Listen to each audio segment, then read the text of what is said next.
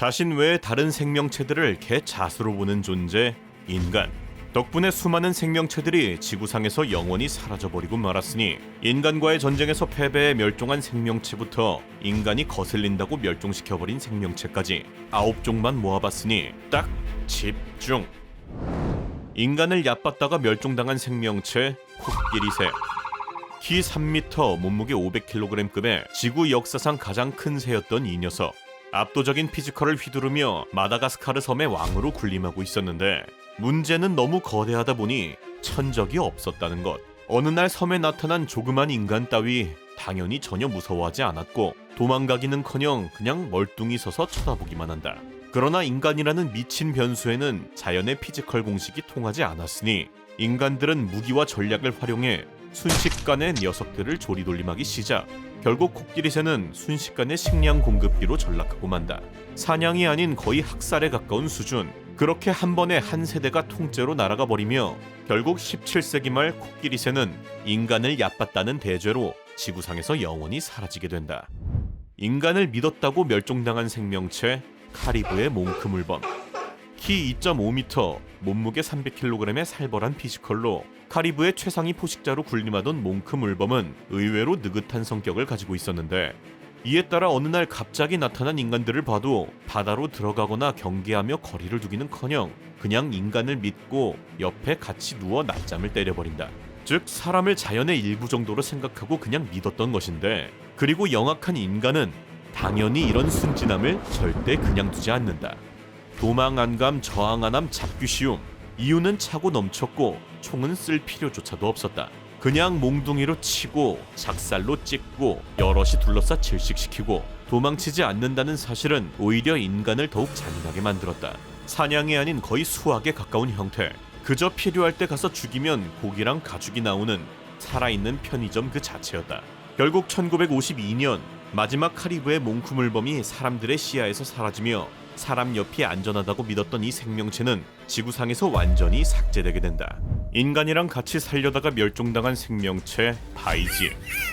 수백만 년 동안 중국 양쯔강에서만 살아온 지구 유일의 강돌고래로 사람들은 녀석을 양쯔강의 여신이라 불렀는데, 그러나 중국의 젖줄이라고 불리는 양쯔강은 시간에 따라 그만큼 미친 듯이 사람이 몰려들었고 바이지가 도저히 살기 어려운 상황이 되었음에도 불구 이 여신은 도망가기는커녕 사람이 만든 세상 안에서 함께 살아가는 최악의 선택을 하고 말았으니 배가 다녀도 같이 헤엄쳤고 그물이 깔려도 계속 함께 살아간다. 그러나 탐욕스러운 인간들에게 이 돌고래의 생존 따위 알 바가 아니었으니 화물선, 유람선, 공장까지 마구 들어서며 강은 물이 아닌 쇳소리로 가득 차게 되었고 결국 초음파로 살아가는 돌고래는 사실상 장님이 되어버린다.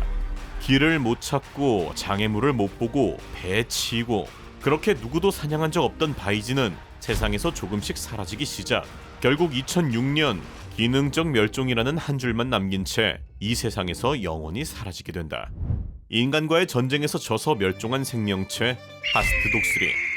지구 역사상 가장 컸던 3m급의 이 거대한 독수리는 뉴질랜드 하늘의 최상위 포식자였는데 이 괴물 같은 녀석의 유일한 관심사는 오직 먹이, 바로 모아새였다.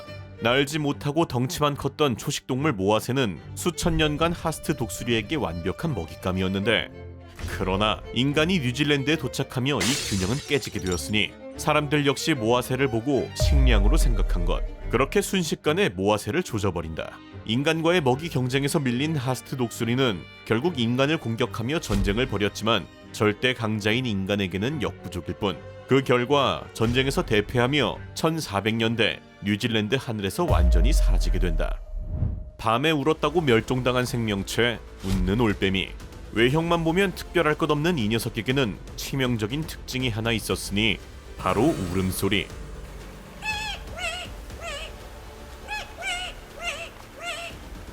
밤이 되면 숲속에서 사람 같은 기괴한 울음소리를 냈는데 녀석에게는 자연스러운 울음소리였지만 인간 입장에서 한밤에 듣기에는 거슬리는 소리, 그리고 이 불쾌함은 곧바로 제거 대상이 된다. 그렇게 녀석들은 위대하신 인간들의 심기를 거슬리게 했다는 이유만으로 무참히 사살되기 시작. 결국 1900년대 초 완전히 자취를 감춰버리게 된다. 인간과 길이 겹쳤다고 멸종위기에 몰린 생명체 사이가 영양. 길게 튀어나온 기괴한 코로 중앙아시아 초원을 누비는 이 녀석들은 한 번에 수십만 마리 단위로 이동하는 대형 초식동물인데 보통 계절과 먹이를 따라 해마다 같은 길을 대이동해야 하는, 즉 움직여야만 살 수 있는 녀석들이다. 그러나 수천 년 동안 아무 문제 없던 그 길 위에 작은 문제가 생겼으니 바로 인간이 그 길목을 사용하기로 한 것. 녀석들이 다니던 길 위에 갑자기 도로가, 철도가, 도시가 생겨버렸고 달려오다 놀란 녀석들은 밀리고 넘어지며 압사. 오히려 이 틈을 노린 인간들은 녀석들을 모조리 사냥해버린다. 그렇게 한 번에 수천 마리, 수만 마리가 성큼성큼 줄기 시작. 결국 2000년대 초 사이가 영향은 멸종 직전까지 가버리게 된다.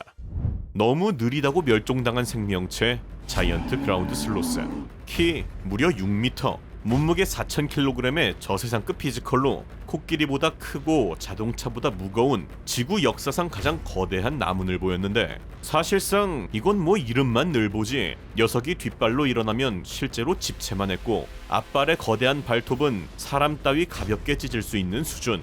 그러나 이 괴물 같은 생명체의 문제는 힘도 크기도 아닌 속도. 느려도 너무 느렸다. 이 녀석은 위험을 느껴도 아예 뛰지를 않았는데 정확히는 지금껏 그럴 필요가 없었기 때문.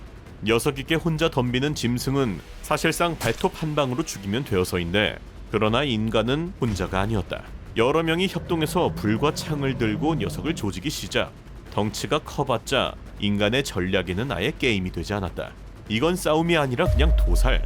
느려서 도망도 못 치는 녀석 따위 인간에게는 그저 식량 덩어리에 불과했고 결국 만년 전 인간이 아메리카 대륙 전역으로 퍼지며 자이언트 그라운드 슬로스는 지도에서 완전히 사라지게 된다. 인간이 아닌 상대를 과소평가해서 멸종당한 생명체 모아날로. 몸길이 약 60cm에 날지 못하는 이 생명체는 하와이 제도에만 살았던 오리지널 원주민이었는데 겉모습만 보면 그냥 통통한 오리인 녀석이 그동안 생존할 수 있었던 이유는 단 하나, 바로 천적이 없었기 때문. 모아날로가 살던 하와이는 너무나 평화로운 환경이었고 새인데도 불구 날 필요조차도 없이 땅에서 느릿하게 걸어다녔다. 심지어 알도 지킬 필요가 없으니 아무데나 대충 낚기까지. 그러나 인간이 이 섬에 오며 상황은 바뀌게 되었으니 바로 사람과 함께 온 외래종 쥐, 돼지, 개가 녀석들을 조지기 시작한 것. 이 외래종들은 애시당초 하와이 생태계에 없던 존재였기 때문에 모아날로는 이걸 위협으로 인식하지 못했고 쥐는 알을 먹고 돼지는 둥지를 헤집고 개는 성체를 물어뜯었다. 그럼에도 도망치는 방법조차 배운 적이 없던 모아날로는 계속해서 조져지기만 반복. 결국 1800년대 모아날로는 인간이 데려온 것들에 의해서 하와이 전역에서 완전히 사라지게 된다. 가죽이 멸종당한 생명체 바다밍크. 몸길이 약 70cm, 몸무게 2kg 남짓의 이 녀석은 밍크 중에서도 가장 작았고 가장 비쌌다. 게다가 녀석들의 진짜 문제는 크기도 힘도 아닌 사람을 피하지 않았다는 점. 바다 밍크는 사람을 보면 도망가기는커녕 그냥 근처에 있었고 그 모습은 사냥꾼들에겐 신호였다. 바다 밍크의 가죽은 두껍고 윤기가 났고 추운 지역에서 최고급 사치품으로 취급되는, 즉 돈이 되는 아이템. 그렇게 밍크는 한 마리씩 조용히 잡고 죽이고 벗겨진다. 결국 1894년경 마지막 바다밍크가 사냥당한 것으로 기록되며 이 생명체는 소리 없이 아주 조용하게 멸종 처리되게 된다. 누군가는 사냥했고 누군가는 팔았고 누군가는 그냥 거슬렸다. 이 모든 멸종의 공통점은 단 하나, 인간에게 불편했기 때문. 이 이야기는 과거형이 아니라 우리가 이 영상을 보고 있는 지금 이 순간에도 또 하나의 종이 소리도 없이 사라지고 있을지도 모른다.